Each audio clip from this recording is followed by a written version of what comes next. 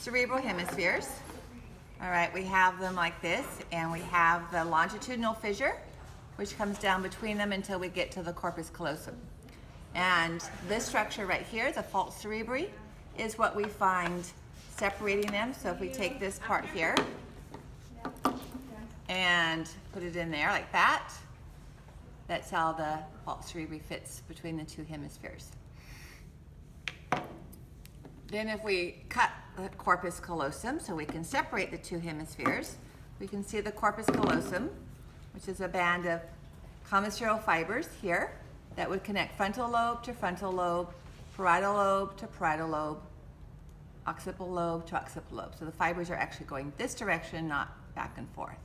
Okay. All right, so now if we go back to the outside lateral aspect, then we can see most of the lobes. This would be the frontal lobe, and here would be the central sulcus coming down to the lateral sulcus. So sulci are shallow grooves between the folds or gyri of gray matter, and this would be the precentral gyrus, which belongs in the frontal lobe, and that's where we have the primary motor area. This is where the cell bodies are located, whose neurons are going to be projection fibers going down to the spinal cord and synapsing in the anterior gray horn. Then, across from the central sulcus, we have the postcentral gyrus, or primary somaesthetic area, and this is where incoming sensory neurons will end after they come from the thalamus, synapsing with neurons that will process pain or temperature or whatever from various regions of the body, muscles or joints or skin. So the lateral sulcus separates frontal lobe from temporal lobe, and to a little extent parietal lobe from temporal lobe, but it kind of ends and peters out, and it's kind of a gray area as far as which sulci belong to which lobe. Neurosurgeons know that, but just looking at it, there's not a distinct groove. Now if we turn it to the medial surface, here's frontal lobe again, and this groove right here would be portion of the, should connect through, but it doesn't in the model. So all of this would be frontal lobe, and this would be parietal lobe until we get to the parietal occipital sulcus. That only comes onto the lateral surface part way. But if we extend it, then this is going to be occipital lobe. Much clearer on the medial surface here.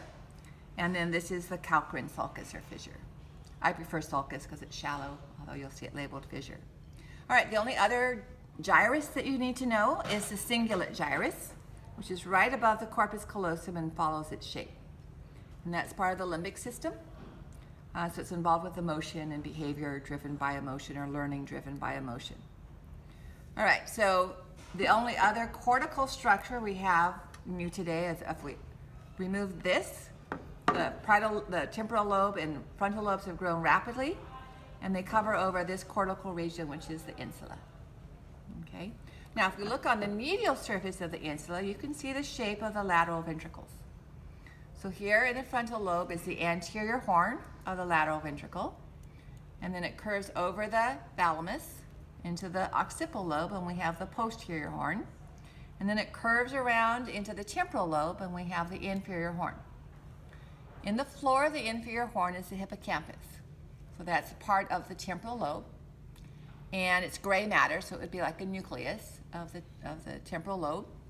And then white matter carrying information away from the hippocampus, these would be long association fibers, curve over the thalamus, forming the fornix. So you can see the fornix here. You can see it continue to curve over the thalamus. It's going to disappear laterally into the wall of the hypothalamus, and finally ends by synapsing with cells in the mammillary body there, on the floor of the hypothalamus. So that allows for short-term memory to be laid down in a kind of a reverberating pathway. And the mammillary body is also, like the cingulate gyrus, part of the limbic system. So behavioral and emotional aspects of the body right there.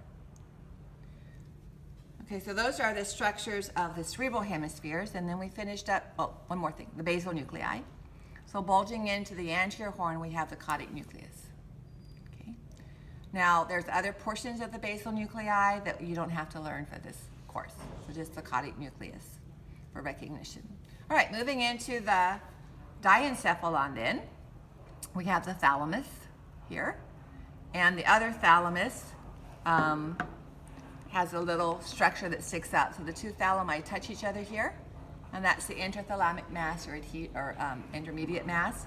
There's no communication back and forth. It's just the two thalami touch each other across the space of the third ventricle.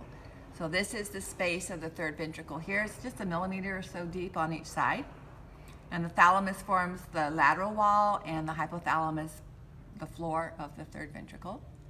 And in the posterior aspect, and it's easier seen on the brainstem model, but the back of the thalamus is that large portion that's called the pulvinar. So I just want people to recognize it's more than just a pancake surface here. Okay, it's like a fist, and you're seeing a smooth surface here, but it bulges out laterally. And then we have the hypothalamus, which is more anterior, and that third ventricle takes that shape. So growing out of the floor of the hypothalamus, we have the optic nerve. The pituitary, the posterior pituitary stalk, comes from the hypothalamus. And then finally, again, the mammillary body. Okay? So then the rest of the brainstem we'll pick up on Tuesday.